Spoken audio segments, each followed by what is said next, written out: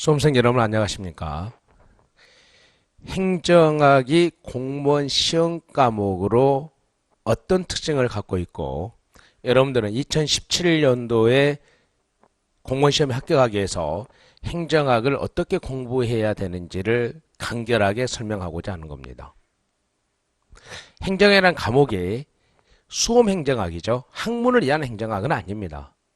수험행정학으로서 행정학이 갖고 있는 특징, 그 특징을 분석을 통해서 여러분들이 시행착오를 겪지 않는 성공적인 수험생활이 될 수 있도록 조그만 길잡이가 되고자 하는데 목적이 있습니다.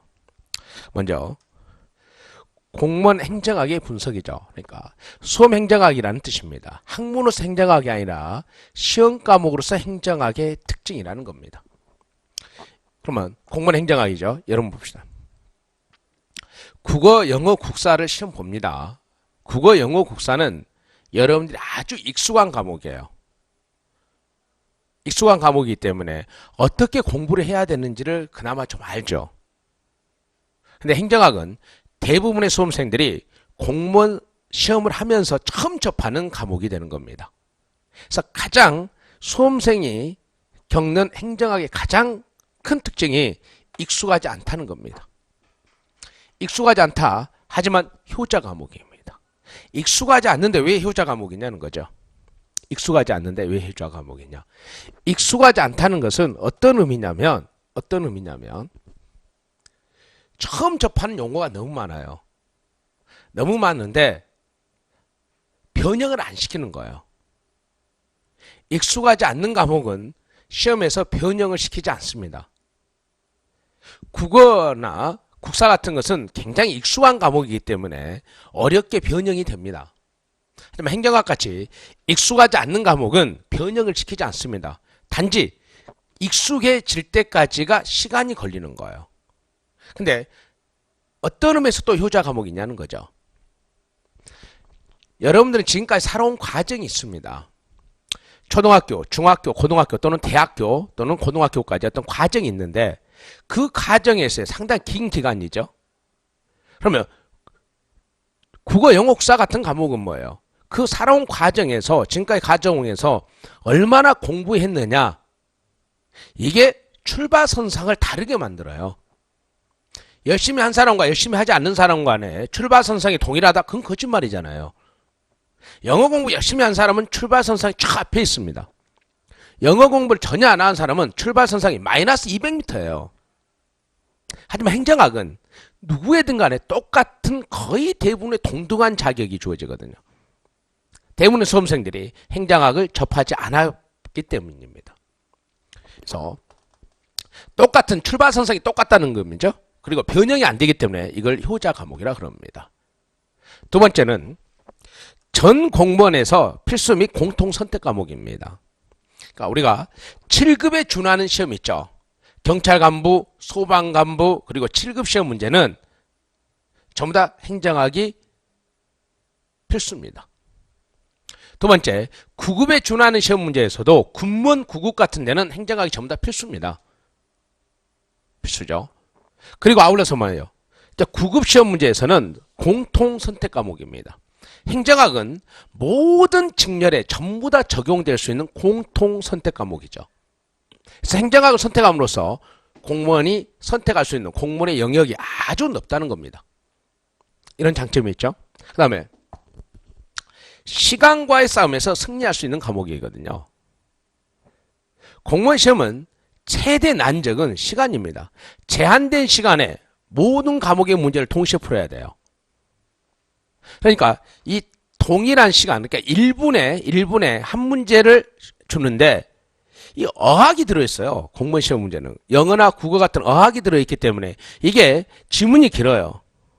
독해 문제 같은 경우. 그래서 1분에 한 문제를 못 풀거든요. 그러면 다른 과목에서 시간을 줄여줘야 되는데 행정학은 가장 먼다. 15분 이내면 누구든지 다 풀 수 있습니다.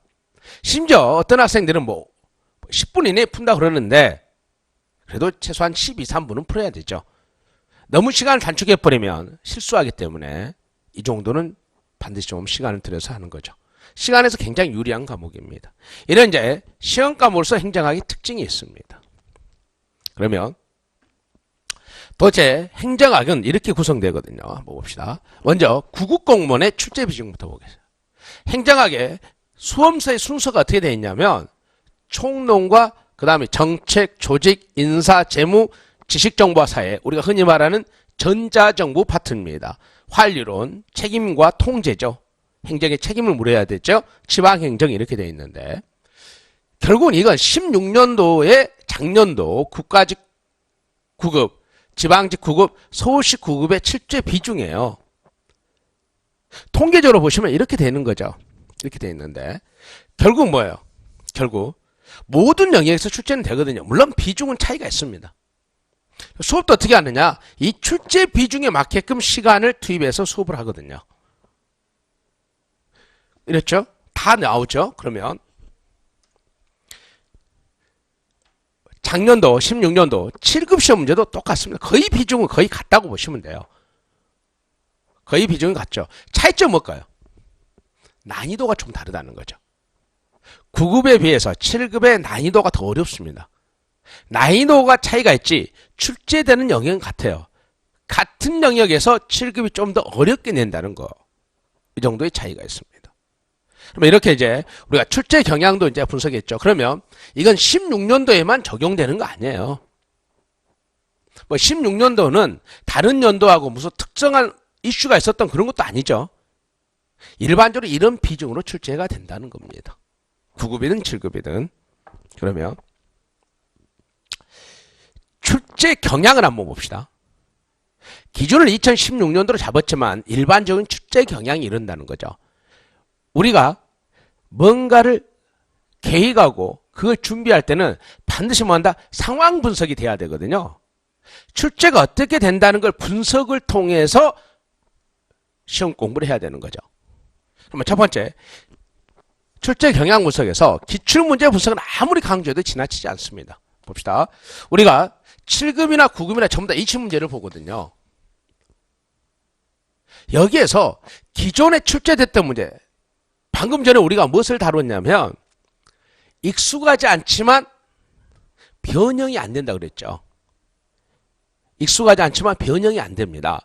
이 말은 이게 7급이고 이게 9급이라 그랬을 때 기존의 기출문제가 그대로 나온다는 게 아니에요. 그럼 뭐한다? 지문들이 같다는 거죠. 오케이. 어떤 특정한 영역에서 나오는 지문들이 한 6개, 7개가 있다 그러면 또는 10개가 있다 그러면 이 지문들의 조합이 4개가 달라지는 거지. 지문은 거의 같아요. 이런 특성의 문제가 7급에서는 뭐 한다? 14문제, 15문제 정도가 나와요. 그럼 9급에서는 뭐 한다? 좀 더 비중이 높아요. 이 정도 나온다 그러면 딱 맞거든요. 이 정도 나온다 그러면. 이치 문제 중에서. 그러니까 거의 같은데 이쪽이 좀 더 비중이 높아요. 9급이 좀 더 기존의 패턴에 더 가깝게 출제를 합니다. 지문이 같다는 거죠. 그러면 이걸 분석을 하면 그러니까 기존에 출제가 됐다는 것을 중심으로 해서 다룬 거죠. 근데 이게 굉장히 많다. 안타까운 단어예요. 기출문제를 전부 다 분석할 수 있으면 수험생이 아니에요. 기출문제를 전부 다 분석하면 이제 수험생이 아니라 이미 뭔가 공무원 된 지도 오래된 사람이어야 되거든요. 그래서 가장 이제 앞뒤가 안 맞는 말은 기출문제를 먼저 분석을 해라. 그런데 기출문제를 분석할 수 있는 정도의 실력이 되면 그 사람은 수험생이 아니에요. 9급 기출문제를 분석할 정도 수준이 되면 수험생이 아니라 이미 9급으로 들어가서 6급이나 5급으로 승진하고 있는 다음이거든요. 7급 수험생이 7급 기출문제를 분석할 수 있다는 것은 거짓말입니다. 7급으로 들어가서 이미 5급은 다 알고 있어야지만이 기출문제가 분석이 되거든요. 그래서 여러분들은 뭐한다? 수업을 듣는 겁니다. 기존에 단연간의 기출문제를 분석을 통해서 반복되고 출제되는 것을 누가 제시한다? 바로 저와 같은 행정학 선생이 제시하는 겁니다. 그래서 기출문제를 먼저 해라. 기출문제를 알 수 있는 정도의 실력이 되면 합격을 해도 옛날에 합격을 했습니다. 그게 안 되니까 여러분들은 수업을 듣고 시간을 단축시키려고 그러는 겁니다. 그래서 기출문제 분석이죠. 이쪽에서 이렇게 나오죠. 근데 이 기출문제를 중심으로 해서 좀 더 구체적으로 심화 있게 출제가 돼요. 이게 이제 공이 두 문제 내지 세 문제가 되는 거죠. 공이 두 문제 내지 세 문제가 되는 겁니다. 기출문제를 중심으로 해서 좀 더 깊게 있게 내는 거죠. 그러니까 시험이라는 것은 항상 기존에 나온 것만 아니라 플러스 알파가 되는 영역도 있다는 거죠. 기존의 거에다 좀 더 심화 있게 내는 것이 이 정도 되는 거죠. 그러면 세 번째는 뭐냐가 되겠어요. 최신 이론이죠. 그러니까 기존에 없었던 새로운 행정학 이론이 나오죠. 플러스 법조문이 바뀌는 거예요. 법조문이. 국가공무원법이 바뀌었어요. 법이 바뀌었죠. 바뀐 법이 나와야죠. 공무원연금법이 바뀌었죠. 바뀐 게 나와야 되죠. 바뀐 것은 기존에 없어요. 이런 것이 이제 두 문제 정도 이렇게 되는 거죠. 그래서 이제 총 20문제를 구성합니다. 오케이? 오케이? 이 정도 된다는 거. 그러면 이렇게 이제 출제가 되는 거죠. 한번 봅시다. 분석을 했죠. 분석을 했습니다. 그러면 여러분 이제 가장 핵심적인 건 뭐예요? 공부 방법론이죠. 합격을 하기 위한 공부 방법론이죠. 합격을 위한 공부 방법론. 첫 번째 행정학은 이해해야 됩니다. 왜 이해를 해야 될까요? 행정학은 종합사회학이에요. 여러분 봐봐요. 행정을 다루는 게 행정학이거든요. 근데 여러분이 행정을 보면 행정이 어떤 하나의 영역만 다룬 거 아니거든요. 여러 영역을 다루거든요. 행정은. 그러면 행정학이라는 학문 자체가 뭐한다? 정치학, 경제학, 경영학 등 여러 학문이 융합되어 있는 거예요. 융합되어 있는 겁니다. 종합사회학이죠. 융합되어 있거든요. 그러려면 행정학이 먼저 체계를 잡아야 돼. 체계를 잡아서 이해를 하게 되면 암기하는 분량이 대폭 줄어드는 거예요. 암기하는 분량이. 그래서 반드시 이게 먼저 선행해야 되거든요. 이해하려고 노력해야 돼요. 그러니까 여러분들이 예컨대 기본 수업을 듣는 거 아니에요. 오케이? 기본 수업이 끝나면 심화 수업으로 가거든요. 심화 수업이 끝나면 기출문제 분석으로 들어가요. 기출문제 분석 수업이 끝나면 무엇으로 들어간다? 테마별 이제 문풀로 들어가거든요. 그 다음에 이제 동형 모의고사라는 이 순서를 거쳐요. 동형 모의고사라는 게 여러분 실제 보는 20문제를 전범위해서 똑같이 보는 거거든요. 이게 하나의 컬이에요. 컬인데 여기와 여기에서 대부분 뭐한다? 여기에 초점을 두는 거예요. 이해하는 데 초점을 두는 겁니다.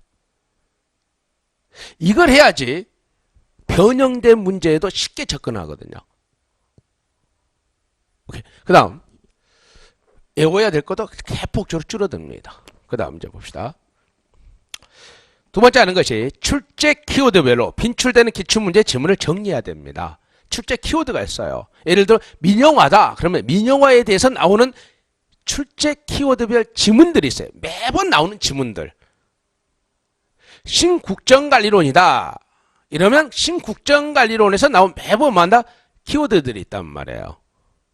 이런 출제 키워드별로 빈출되는 기출문제 지문을 반드시 정리해야 되거든요. 이게 어디에서 하겠어? 예가에서 주로 하는데 예에서도 약간 다뤄요. 문제 적용하기 위해서. 주로 예에서 다루고 그 다음에 예에서 다루거든요. 오케이? 그럼 봅시다. 그러면 뭐한다? 15개 전후는 맞고 시작해야 되거든요. 여기까지가 끝나면 15문제는 맞아야 되는 거예요. 그럼 여기서는 뭘 하겠어요? 여기에서는 심화 있는 걸 다룬 거죠. 그러니까 여기서 배운 일부를 문제로서 다시 하는 거예요.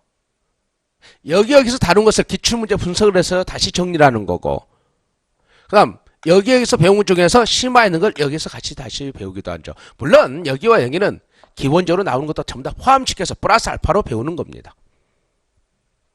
그 다음에 이제 실제 이제 연습해보는 거죠. 그럼 이런 데서는 뭐한다? 개정된 법이 개정됐죠? 국가공무원법이 개정됐죠? 그 개정된 것을 가지고 우리가 문제도 스스로 보는 거고, 플러스 공무원연금법이 개정됐죠? 그럼 여기서 보는 겁니다. 예컨대 여러분 이제 가장 이제 최근에 논란이 된 게 있었죠? 부정청탁방지법, 일명 김영란법이라고 하는 거. 그게 행정학에서 어떤 의미가 갖고 있느냐? 이런 데서 보는 거예요. 그러면서 이 개정된 두세 문제를 맞추는 거죠. 최신 이론을 맞추는 겁니다. 그 다음 이거거든요. 학원의 커리를 여러분 봅시다. 학원의 커리를 성실히 이행해 하셔야 됩니다. 여러분 제가 해설 강의를 합니다. 시험에 보면 해설 강의를 할 때 항상 행정학 선생이나 다른 과목의 선생님들은 꼭 이런 말을 해요. 무난하게 풀 수 있었다. 무난하게 풀 수 있었다. 그건 학원 선생의 관점입니다. 수험생의 관점은 아니거든요. 그러면 왜 수험생의 관점과 학원 선생의 관점에 차이가 있냐면 학원 선생은 이 커리큘을 전부 다 이행을 했으면 순서대로 좀 이행을 하고 어떤 개인적 사정 때문에 어떤 이 중간에 뭐 하나를 뺐으면 더 보충하기 위해서 다음 단계에서 더 노력했다. 이 커리를 이행했다는 전제하에 무난하게 풀 수 있거든요. 근데 수험생들은 뭐예요? 이걸 잘 이행을 안 해요. 너무 조급해요. 플러스 생각보다 노력을 안 합니다. 생각보다 노력을 하지 않습니다. 그래서 이 커리를 좀 이행을 하셔야 되거든요. 이때 배우는 거와 이때 배우는 거, 이때 배우는 것이 약간씩 뭐한다? 대동! 거의 같죠. 하지만 소이를 잠시 플러스 알파 하는 거죠. 근데 왜 대동은 같을까요? 한 번 배웠다고 알 수 있는 게 아니에요. 왜? 행정학 자체가 생소하기 때문에. 그래서 대동, 반복해서 내 것으로 확실히 만들고 플러스 알파로 소이, 다른 것을 습득해 가는 공부 방법을 택해야 되거든요. 근데 그걸 하지 않습니다. 수험생들이. 안타깝고. 그러면 이런 학원의 커리죠. 여러분 생각해 봅시다. 공무원 학원이 우리나라에서 나온 지가 50년이 넘어요. 50년이 넘습니다. 공무원 학원이 우리나라에서 생성된 게 50년이 넘어요. 이 노량진에도 공무원 학원이 있고 또 우리나라 뭐 다른 데도 많이 있죠. 지역별로. 근데 뭐 노량진에 공무원 학원이 가장 많다 이렇게 전제했을 때 노량진의 공무원 학원이 1970년에 나와요. 1970년에. 노량진 학원 1970년. 오케이. 여러분 생년월일 생각해 보세요. 그러면 노량진에 이렇게 집단으로 나오기 시작했지 그보다 약간 앞서서 학원들이 나오거든요. 그래서 50년이 넘는단 말이에요. 거의 50년이에요. 그러면 50년간 수많은 시행착오를 겪으면서 이런 커리를 제시했다는 것은 이런 커리를 이행하는 것이 가장 많다 합격에 오르는 빠른 지름길이라는 거예요. 경험에서 나온 합리성인 겁니다. 경험에서 나온 합리적인 거예요. 여러분은 이제 왜 공무원을 하기 위해서 왔을까요? 부모님들이 많은 것을 권유를 했을 겁니다. 왜 그럴까요? 부모님들이 살아오면서 공무원이란 직업이 갖고 있는 장점을 알기 때문에 본인의 자식들에게 공무원을 하기라고 권유하는 분들이 굉장히 많거든요. 그게 경험에서 오는 합리성이거든요. 똑같은 논리입니다. 학원가가 갖고 있는 이 커리는 지금까지 학원이 50년이 넘는 시행착오를 겪으면서 가져온 겁니다. 그래서 가장 좋은 공부 방법을 나한테 얘기하라 그러면 저는 딱 한 가지를 말합니다. 커리에 충실해라. 그럼 여기서 저한테 여러분이 이렇게 말을 할 겁니다. 커리에 충실하고자 하는데 상황에 맞을지 않습니다. 저는 주부입니다. 학원에 매번 나올 수 없습니다. 맞습니다. 저는 경제적인 걸 좀 약해서 뭐한다? 부모님한테 좀 손 벌리기 위해서 스스로 만다 알바를 하면서 공부합니다. 정말 제가 그런 분들 존중합니다. 열심히 하고자 하는 거죠. 그래서 있는 게 뭐예요? 많은 경제적인 것을 좀 다운할 수 있는 인터넷 강의가 있는 겁니다. 물론 실강이 가장 좋습니다. 여러 사람과 이렇게 경쟁하면서 공부한다는 게. 하지만 본인의 여건이 안 되면 인터넷 강의를 통해서라도 이 커리를 꼭 좀 이수해 주기를 부탁드린다는 겁니다. 가장 좋은 공부 방법입니다. 본인의 상황에 따라서 실강을 할 수도 있는 거고 인터넷 강의를 할 수도 있는 겁니다. 꼭 좀 이수해 주기를 바라는 겁니다. 이게 가장 많다 효율적인 공부 방법론입니다. 왜? 여러분이 아직 공무원 공부를 하지 않았기 때문에 느껴보지 못했죠.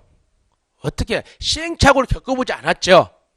여러분이 시행착오를 겪으면 가장 좋은 공부 방법이 이거라고 알게 되거든요. 스스로. 근데 그건 너무 많은 비용을 지불해야 돼요.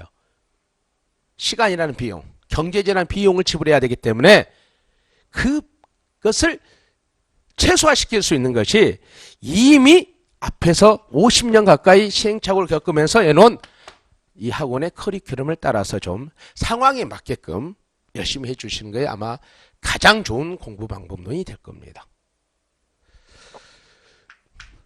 수험생 여러분, 시행착오를 줄이는 방법으로 가장 먼저 효율적으로 여러분들이 공무원이라는 직업을 가질 수 있기를 기원드립니다. 감사합니다.